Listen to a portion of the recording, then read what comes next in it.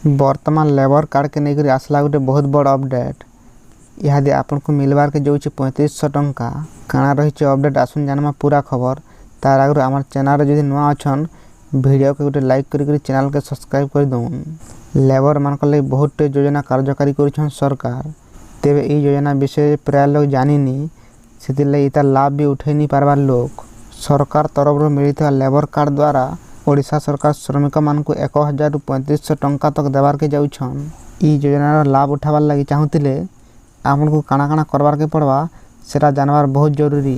तार संगे संगे जेन माने नवा लेबर कार्ड लगी आवेदन करथिले सेमानकर गुटे लिस्ट भी आसी सारिछि। ई कार्ड द्वारा श्रमिक मानकर परिचय भी हो पारबा आरो सेमान को बहुत प्रकार सुविधा भी जोगाई दिया जिबा। श्रम संशोधन विभाग तरफ ई योजना परिचालित होछि। स्किल मिशन अधीन रे ई कार्ड लगे आवेदन करि पारबे श्रमिक। कार्ड पाला परे श्रमिक मान को गोटे रजिस्ट्रेशन नंबर दिया जिबा। ई नंबर माध्यम रे ई योजनार लाभ उठे पारबे श्रमिक। ई कार्ड द्वारा सब श्रमिक मान को काम भी जोगाई दिया जिबा। ई कार्ड गोटे बरस पुरला परे आपन साइकिल घिनबार लगी 3500 टंका पाई पारबे।